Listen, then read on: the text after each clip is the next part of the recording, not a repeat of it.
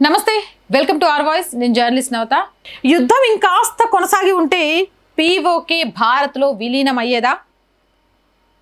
పీఓకేని కరెక్ట్గా విలీనం చేసుకోవడానికి సమయం వచ్చిన వేళ మోడీ కావాలనే వెనుకడుగు వేశాడా? ఇందిరాగాంధీ బంగ్లాదేశ్ని ఏర్పాటు చేసినట్టుగా పీఓకేని భారత్లో ఎందుకు విలీనం చేసుకోవట్లేదు? మోదీ భయపడుతున్నారా? పాకిస్తాన్తో కూడా యుద్ధం చేయలేనంత పిరికివాడా మోడీ? అంత పిరికిదా భారత సైన్యం? ఇలా అనేక ప్రశ్నలకు సమాధానం కావాలి అంటే ఎండింగ్ వరకు స్కిప్ కొట్టకుండా ఈ వీడియోని చూడండి. Let's watch the story. యుద్ధం ఇంకాస్త కొనసాగి ఉంటే పీఓకే భారత్లో కలిసిపోయేదా? ఇందిరాగాంధీ బంగ్లాదేశ్ని ఏర్పాటు చేసినట్టుగా పీఓకేను భారత్లో ఎందుకు విలీనం చేసుకోలేదు? మోదీ భయపడ్డారా? పాకిస్తాన్తో కూడా యుద్ధం చేయలేనంత పిరికివాడా? ఇలా అనేక ప్రశ్నలు చాలా మందిలో ఉత్పన్నమవుతాయి. పహల్గామ్ ఉగ్రవాద దాడి లాంటివి భవిష్యత్తులో పునరావృతం కాకుండా ఉండాలంటే పీఓకే స్వాధీనం మాత్రమే సరైన పరిష్కారమని ఎంఐఎం అధ్యక్షుడు అసదుద్దీన్ ఓవైసీ నుంచి Britain MP lord Meghnad Desai వరకు వ్యాఖ్యానించారు. మరీ ముఖ్యంగా బీజేపీ నేతలు పదే పదే పీఓకేపై వ్యాఖ్యానిస్తూ ఉంటారు. కానీ సమయం వచ్చినప్పుడు ఎందుకు ఆ ప్రాంతాన్ని తిరిగి స్వాధీనం చేసుకోలేకపోయారు? ఇప్పుడు చూద్దాం. పీఓకేని స్వాధీనం చేసుకోవడం భారత్కి చాలా సులువు. భారత్ ఆర్మీకి ముందస్తుగా ఆదేశాలు ఇస్తే ఒక 6 నెలల్లో సరైన సమయం చూసుకొని పాకిస్తాన్ నుంచి ఆ భూభాగాన్ని వేరు చేయగలరు. ఆ తర్వాత పీఓకేను స్వతంత్ర రాజ్యంగా ఏర్పాటు చేయడమో లేక భారత్లో విలీనం చేసుకొని పాలించడమో చేయొచ్చు. ఇదేమీ పెద్ద విషయం కాదు. పాకిస్తాన్ నుంచి బంగ్లాదేశ్ను వేరు చేసి ప్రత్యేక దేశంగా ఏర్పాటు చేసిన భారత సైన్యానికి ఇది మరింత సులువు. అందున పీఓకే ప్రజలు ఇస్లామాబాద్పై తీవ్ర వ్యతిరేకతతో ఉన్నారు.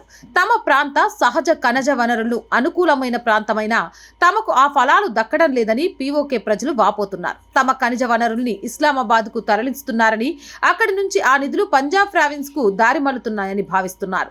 తమ వద్ద ఖనిజ సంపదను దోచుకొని ప్రభుత్వ పెద్దలు తమకు మొండి చేయి చూపుతున్నారని అక్కడి ప్రజలు వాపోతున్నారు. చాలాసార్లు వేలాది మంది ప్రజలు రోడ్లపైకి వచ్చి నిరసనలు వ్యక్తం చేస్తున్నారు. అక్కడి ప్రభుత్వానికి వ్యతిరేకంగా ధర్నాలు చేశారు. ఇందులో జాతీయ జెండాలు, మోదీ ఫోటోలు సైతం దర్శనమిచ్చాయి. తమకు న్యాయం చేయకపోతే భారత్లో కలిసిపోతామని కూడా నినదించారు. అయితే ఇంత సపోర్ట్ ఉన్నా భారత్ ఎందుకు పీఓకేని స్వాధీనం చేసుకోలేకపోతుంది? ఇప్పుడు చెప్తా. ఇంతకు ముందు చెప్పుకున్నట్లు మన దేశ సైన్యానికి ఆదేశాలను ఇస్తే ఒక్క 6 నెలల్లో ఆ ప్రాంతాన్ని మన దేశంలో కలిపేయగలరు. భూభాగం అయితే మన చేతుల్లోకి వస్తుంది, కానీ దాని తదనంతర పరిణామాలే చాలా ఎక్కువగా ఉంటాయి. దీనివల్ల ఎన్నో సమస్యలు ఉత్పన్నమవుతాయి. వాటిని ఎదుర్కొనే పరిస్థితిలో భారత్ ఇప్పుడు లేదు.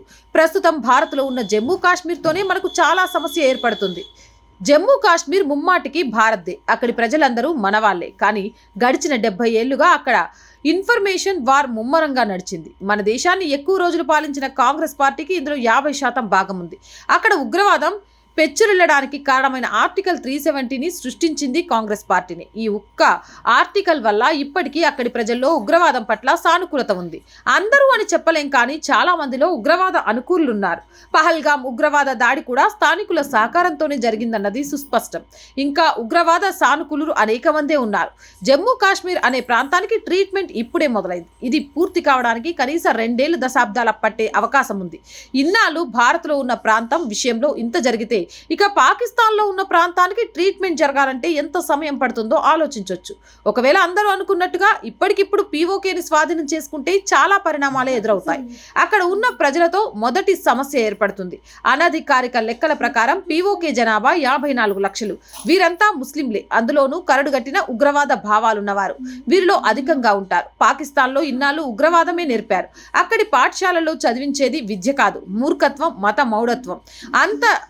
అది ఎంతగా ఉంటుందంటే భూమి ఇప్పటికీ గుండ్రంగా కాదు బల్లపరుపుగా ఉంటుందని చెప్పేంతగా అక్కడి విద్య ఉంటుంది.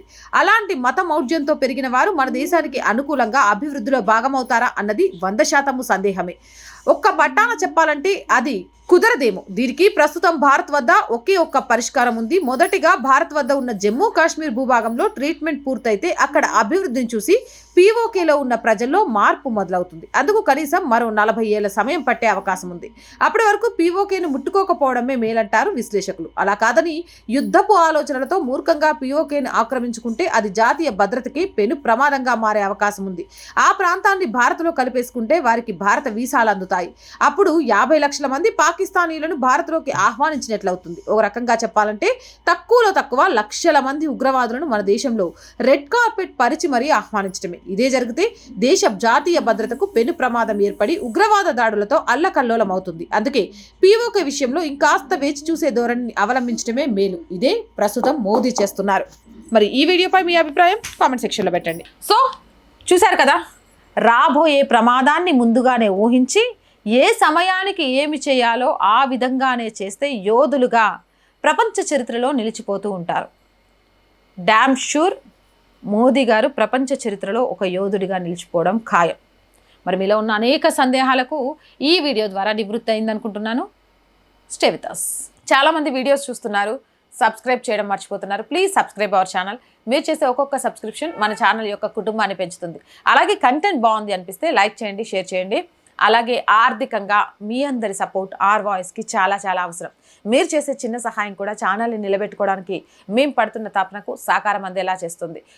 సపోర్ట్ చేయాలనుకుంటే సబ్స్క్రిప్షన్ పక్కనే జాయిన్ అనే బటన్ ఉంటుంది. 1 to 5 లెవెల్స్ ఉంటాయి. ఏదో ఒక లెవెల్లో చేయొచ్చు.